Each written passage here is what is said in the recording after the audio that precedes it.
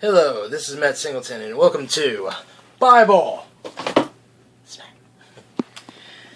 Alright, let's go ahead and read this verse real here. Matthew 23:37.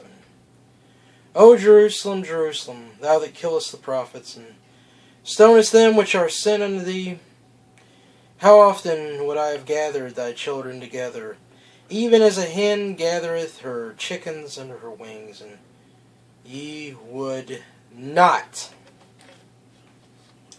Alright, so today I'm going to be responding to a YouTube channel person named Jeremiah Bannister. He used to go under the term Paleocrat. And basically, this is me meditating. I didn't really like these backdrops. I mean, I tried it out a little bit, and then, like, I'd watch all these other guys who were like, oh yeah, I'm the big nerd, I'm the alpha nerd, I got this book here, that book there, and check it out, And so they would kind of have this kind of, oomph to them, and they were like, look how smart I am! So that's when I started kind of getting into, like, doing the thing at the parks, kind of like, alright, look, it's nature. If you think I'm smart, that's great, but I'm not going to sit here and like have a bunch of books behind me to say I'm smart, And I mean, that's almost as bad as like if you wanted to do like a shameless plug of a book that you wrote, I mean, that would be crazy, right? So, anyhow, though, I'm talking about one of these guys, one of these YouTube bloggers, and, they're getting their intellectual stuff on. And when I watched this stuff, the first couple videos I saw of it, I thought, he was kind of like an arrogant twit, I mean, it just kind of, it's really kind of like, an annoying type of character that I saw on there. And then I started to see a little bit of an intellectual apostasy that I've been seeing take place among young evangelicals who get in the ministry in the seminary. And I've seen this several times. I've seen it with, a couple characters on YouTube. I think the most famous person that I've seen this happen to was a guy I really did go to school with for a year. His name was Jay Dyer, and he did eventually, he went from Baptist to Presbyterian to Catholic, Orthodox Catholic, and then eventually became a Jew. And and this guy, Jeremiah Bannister, I'm watching his progression, and he's like evangelical. At some point, I couldn't really trace exactly when, but I think that he's, he kind of switches over, like he's got this kind of charismatic-esque Baptist thing going on, and then he becomes more Calvinistic, and then, boom, he makes the conversion to Catholicism, and then after a couple of years, boom, he makes a conversion to atheism. And I see both the theological aspects of that and the spiritual aspects of that. And so I wanted to kind of respond to, this guy and what's kind of going on here, and just kind of see the epidemic that's been taking place. Now, points I've written down. I think the first point I want to kind of make clear is that evangelicalism, and I could get really specific, say new evangelicalism, but evangelicalism fails. Okay? It has failed as a religion. Now, people might hear that word, evangelical, and they figure that, okay, well, this guy, he was somebody who's like a minister, and now he just doesn't believe anymore. No.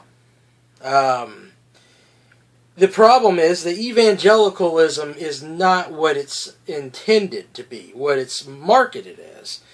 Evangelicalism is marketed as New Testament biblical Christianity. And it was marketed that way for people who were, really kind of devoted to New Testament biblical Christianity. But actually, evangelicalism, as we say with new evangelicalism, it's more of a pragmatism. Okay? What's pragmatism? It's kind of just like whatever works, whatever floats your boat. Okay? Because they wanted to, you know, kind of have some sort of like, hey, we're not being, you know, not Christian anymore, but we're also being ecumenical. Okay? And you had liberal ecumenical Christianity, and it was going in its direction. And then you have, you know, the traditional evangelicalism and, you know, what we call the fundamentalist movement and stuff. And with the evangelicalism, there was this thing of like, let's bring everybody together. Let's bring them all together. Let's organize everybody and bring it all together. And the problem is that you come out with something that wasn't there before. So you don't have the traditional Protestantism. And you definitely don't have a concept I'm going to bring up called the New Testament Christianity. But it's taking all these different systems of thought and it's just saying, let's just plop it all together. And by doing that, then you kind of come up with churches that are a mile wide and an inch deep. Billy Graham last year really kind of hit the pinnacle when, and maybe it wasn't last year, it might be about 2 years ago, but basically it was around the time of the election, and Barack Obama was reelected, and Billy Graham all of a sudden kind of says that Mormonism is not a cult. I think this was to satisfy the fact that the guy who was running against Obama was Mitt Romney, a Mormon. So he basically just caved in on an entire religion. And he said, okay, maybe that's not a cult, maybe this is not reality, you know, God's got a wad, blah, blah, blah. And, you know, essentially, I called Billy Graham the absentee church father. And there's a reason, because that's what he is. He's like, you know, and whenever he comes up and he evangelizes everybody, it's like, Daddy's home! Yay! He'll finally love us! You know, and then, you know, when it comes time for Daddy to spank, Daddy don't spank nobody. He comes in, he gives treats, and he goes away, and he leaves the kids to their own problems, and then becomes screwed up, right? Okay, well, that's basically what he did, okay? Billy Graham, everybody loves him. Billy, you're so great. I remember one time I heard a Southern gospel song, like, Billy, you did it! Yeah! No, he didn't do it. Jesus did it, hopefully. If you believe in him, he did it for you. But basically, you know, this evangelicalism, the mile wide, the inch deep, you know, they use this movement to catapult across everybody. But it was like, hey, you can't get doctrine, right? You know these people. Let's not get deep. We don't want division. We don't want division. Well, there is division because there's sin. There's God. There's devil. Are you going to go with God or are you going to go with the devil? Okay? I know there's an intellectual out there who's going to be like, you know, you're just propelling God, you know, the devil to godhood. You're acting like there are parallels. Or, what's that term for that? I'm just a little tired today, so. But basically, you know, that kind of dualism. No, that's not what I'm talking about. I'm talking about your decision. Are you going to follow? Okay? And basically, people do follow the devil. The devil's favorite name in Isaiah chapter 14 is I. Okay? His I will be like the Most High. I will ascend to the clouds of the heavens. So, with that in mind, you know, evangelicalism was a ruse and it just destroyed things. And they come off, and when they teach you, when you're on fire for Christ, what do? This is a time where you need to read the Bible, to study the Bible, to know the Bible. That's what it's all about. You know, learn the religion. And what's the religion? It's not the system. No, it's the Bible. It's what God wrote. It's God's religion. It's His religion. He's got the copyright. So you come and you study the Bible as a young man. You seek the truth of God as a young man. But instead, they go in and they'll teach you church history, and it will probably be from a strictly Roman Catholic perspective. Okay? they'll have this idea that, like, oh, well, there wasn't anybody who believed what we believed, and, then all of a sudden we read the Bible one day and figured it was different than what the Catholics had thought. Well, then they're going to say, why? You want all that context. Well, I got to a point where I started reading deeper and deeper, and I started figuring out that church history didn't work the way that the Catholics wanted it structured. Okay? And then everything was kind of arranged that way because they could kill off the competition. So, basically, you study my blogs and stuff like that, and I can show you step by step through that process. Then, on the other hand, hey, it's all pragmatic, so what about evolution? Well, we don't believe in evolution. Well, maybe we can believe in some evolution.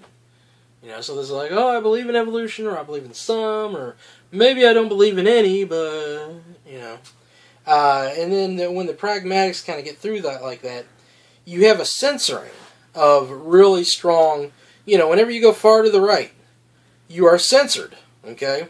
When I went to Bible college, like I hold the King James Bible, the most reproduced book on earth, they said in my Baptist Bible college that, hey, don't bring that in here. We're not reading from that. They said, one college said you could read from this translation. Another college said you can read from any translations, but don't read from the King James Traditional Standard Bible. Don't read from the traditional Bible. Why?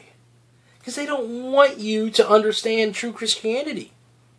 And so here's what's happening to millions of people.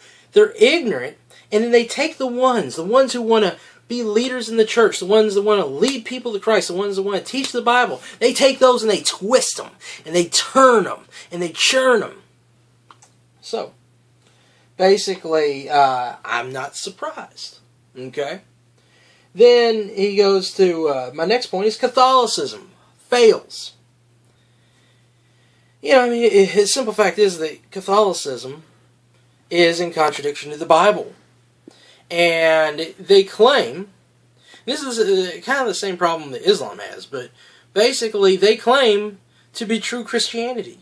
That's the problem. They're not. Okay? They came from the Roman Catholic Empire system. Okay? Which is the Roman Empire system. Which is the Babylonian Empire system. It's just one empire, and then another, and then another, and then another, and everything switches with the succession. Okay? When they went and baptized everybody, they baptized people according to the New Testament? No, they started introducing all this, sprinkling and infant baptism and all that kind of stuff. They didn't disciple the church. They did not enter them into the covenant with God. Alright? So, what do you have? You have paganism imitating. Okay? It's just like an animal who is disguising themselves as another animal. They're like a chameleon. Okay? They are mimicking. So Catholicism was paganism mimicking Christianity. And so then they have these issues of authority, and I watched him kind of struggling with his issues of authority. Like, who was it that, set up the books in the Bible? Well, I've dealt with that in some other YouTube videos. I've dealt with that on my blog. And, in a nutshell, you can find the canon according to the Scripture. Alright, in other words, the canon's going to kind of show itself to you. Like, for instance, we know that the Word of the Lord is preserved. So, if books of the Bible have not been preserved, then they're not really books of the Bible. Okay? We know that the Scripture is the one that was preserved and the one that's kept with the believers. We also know that God has preserved the Old Covenant through the Jewish people. And that's where we come up to the Masoretic text, because it was preserved by the Jewish people. We go with the New Testament, and we know that it's going to be preserved with Christians. Antioch was the place where the first Christians were. The Antiochian manuscripts also became the Byzantine manuscripts, which became the received text. And then both the received text and Masoretic text were put together for the authorized version of the Bible, the King James. That's just a simple thing. I'm not going to really focus too much on technical details today, because there's spiritual stuff I want you to understand with this as well. But when it comes to the authority structure, I saw him dealing with a subject that I'm not going to act like I'm an expert on it, called sedevacantism. And basically, what he was dealing with is, how much power does the laity have to understand things? Because they had come to a point where they felt that the Pope had no longer qualified as the Pope. And I believe this, this is definitely factual. It's definitely, what it is. Because you have a lot of different contradictions if we talk about, apostolic authority and papal authority. And, why is it that the popes didn't say that they were infallible from the start? Why do you have to wait till 1850 to figure that out? Why is it, and if they were infallible, what happens when you had the papacy, divide up into three back in the 1200s? What do you do with, statements that should have been, what we understand to be ex cathedra, talking about limbo in the 1400s. And then, when we get to Vatican II, it really seems to kind of switch over all the way entirely, because now they've got this kind of inclusive salvation. So, when we're kind of dealing with these issues, you start to realize that there's contradictions. So the deeper you get into that system, the more you're going to find them. And, even talking about, like, is it that the Pope selects the next Pope, or is it that a college selects the next Pope? It's a huge system that contradicts itself in many different places. And so guess what happens? Catholicism fails. Now the next thing is that most people in the atheist movement, it's an intellectual version of Satanism. Okay? And what I'm saying there is not that every atheist is necessarily personally has an agenda against Christianity, but the large mass of it is a hatred of Christianity. It's an anti-Christianity, and so it really has a kinship with Satanism. You even look at Friedrich Nietzsche. I mean, I think he had an article or a book. He had a piece called Antichrist. Okay? And basically his philosophy is anti-Christian. It is saying everything Christianity is wrong. So we're going to go against that. We're going to go against the grain. Now, this fellow Bannister, he couldn't reconcile his Catholicism after a couple years. And so now that whole system of religion falls for him. He also does recount that he has an experience in 2010 where his life just got shattered by different reasons on a personal level. And that kind of freaks me out a little bit because I had a lot happen to me in 2010 and my life got messed up at that time. So, and then this is kind of where I slowly start to kind of feel a little bit more for the guy. I'm starting to kind of see the personal side of this issue. But before I finish that, the modern atheist movement is driven in antithesis to Christianity. It's not driven, and when you look at Nietzsche, he has the will to power and he has the will to truth. Everything for Nietzsche is about survival, power, conquering, the fight of life. It's not about finding the truth, because there's not an absolute authority over him, so he doesn't have to worry about an objective moral truth. And that's what really screws this all up, doesn't it? Because if you're talking to somebody who doesn't care if they're right or wrong, they don't care if it's a lie or truth, they don't care about a good or a bad, then how are you going to reason with them at all? And that kind of depresses me as far as, like, a video like this. So, essentially, you kind of hit that point. Are you seeking truth, or are you seeking yourself, your power? And that's part of Satan. It's Luciferianism. It's I am my own God. Deification is a sole tenet of Satanism. Okay? So, essentially, when you kind of take that place, and you say, I am my own authority, it's all about me. Okay? Then, it goes crazy. Well, the irony is that whole selfishness thing, that actually becomes your slavery. You're actually under a tyranny. You thought that you were an independent, but actually you're part of a tyranny. And so when I encounter him now, and he is a liberal and anti-Christian, he's not coming to this point because he thinks it's true. He comes to this point because he does not want to submit to the power of God. That was the whole problem, is that he has become hateful of God. He has become hateful of God because he wasn't approaching him the right way. He knew the truth, but he got distorted in a lie. And ultimately, it is going to come down to, where you are at personally. In other words, I could have gone that route. I went through the educational process. I went through the theology. I got deep with it. But faith and the understanding of Catholicism is a work. It's one of the virtues. It's like being loyal. Oh, I'm so faithful. And maybe if you'll know how faithful I am, then maybe you'll accept me. Faith in the biblical understanding of justification. When the judge judges you, he doesn't make you guilty. He doesn't make you innocent. He declares you are guilty, or he declares you are innocent.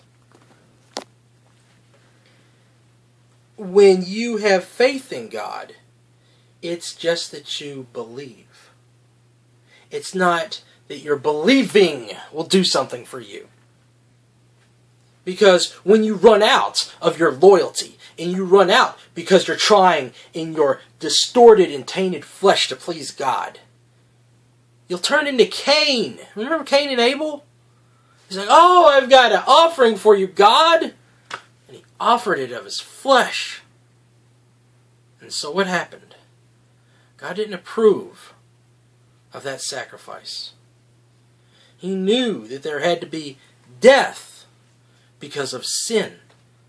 But he didn't offer the blood atonement. And so since his sacrifice was not good enough, what happened to Cain? He murdered his own brother. And so now you see the hate. The atheist doesn't stop at naturalism. He continues in hate. What would I say to Jeremiah Bannister? I think at some point I think about the story of Nebuchadnezzar. I call some of these guys little nebs. Because he sees everything that he's accomplished. And he has pride. And that pride eats him and destroys him.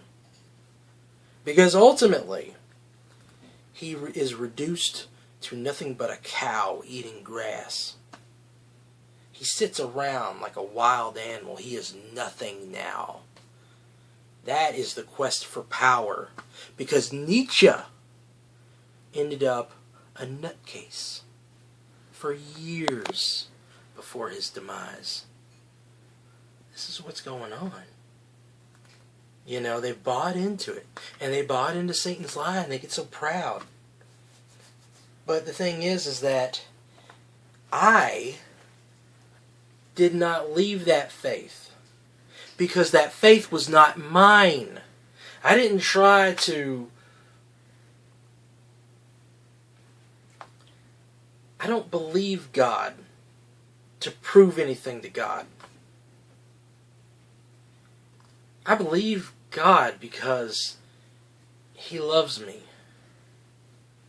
And I've been abandoned by everything on earth, and at the end of it all, He still loves me. He still accepted me. And that's the end of the game. I can't turn away because I'm not doing this in my flesh. Because if I tried to show how faithful I was to God, I'd show myself a sinner, pathetic hypocrite. Because I don't have any of that. I don't have any righteousness of my own. I just have a righteous Savior. I think what I would say to him, and it's depressing because I think about all this stuff, and I think the thing that got to me was I watched a video of his all the way back when he was preaching the gospel. And, you know, I'm sure there are things I can disagree with and say, he could have done better here or there. But really, to be honest with you, he did preach the gospel. And when I see a fella preaching the gospel and knowing that the devil's going to get him, the devil's going to take his soul, you know, and I believe in once saved, always saved. I believe that, you know, he probably didn't get born again. But still, to watch a fella preach the gospel and then fall that far and know that he's leading others, he's leading his family down that horrible path, and that he's going to go to hell. You know, you think about Jesus crying out to Jerusalem, and he's saying, look, I would have took it in my wings. I would have loved you. I would have cared for you.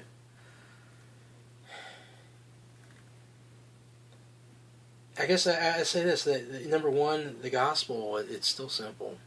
I mean, you know, if I give it in some real hardcore intellectual way, you'd probably just get ticked off at me and still reject it. You know, if I got really emotional about it, you know, you just say, hey, you're not intellectual. But at the end of the day, it doesn't matter what you say on YouTube. It doesn't matter where you're at. It doesn't matter what you're like around your friends. It's just the truth. Jesus is the Lord, and God loved the world, and He sacrificed His Son because you and us are evil and we're sinners, and He loves us and He's given us opportunity. And if you pass up that opportunity, there's nothing left. But remember this: if you have breath, if you have the ability to listen to us, He can forgive you. You know, I think that what you've done is despicable, and it's nasty, and it's disgusting, and you've probably done a whole lot worse than I could ever know.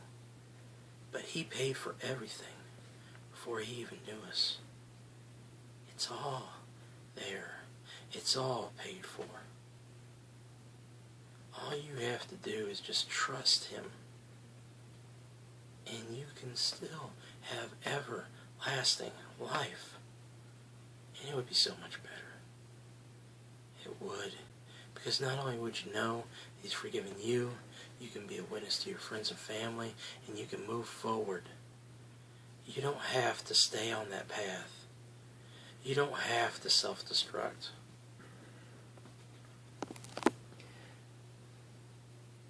And basically, if you do take the gospel in that simple way, and you do, you know, maybe it's a coming back, maybe, you know, you've just been that far down into sin, I doubt it. I think you probably weren't saved, or you weren't born again, but whatever I think doesn't really matter to me, okay? If I'm wrong and you were just believing and you just went, wow, whatever, I don't care, okay? What I really want to say is that yes, you can still be saved. And it's not about how you rational out intellectually, because you didn't create the universe. You don't have to know that stuff. God does. I don't have to know it. I just have to know Him. That's why it talks about the faith of a child. You, no matter how smart or stupid you are, God will still love you. God will still accept you. He loves you, and it's not because of anything you've done. But He wants to be able to take you and redeem you and put you into His kingdom.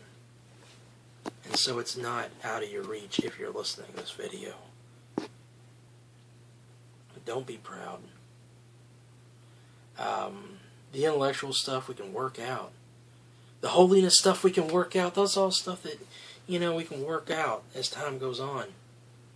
But if you base everything on your flesh, guess what? All your ideas will run out. Go through science. You'll end up not really knowing anything at the end of it. You go through religion and Catholicism and you won't end up holy. Go to Jesus and you'll end up with everlasting life.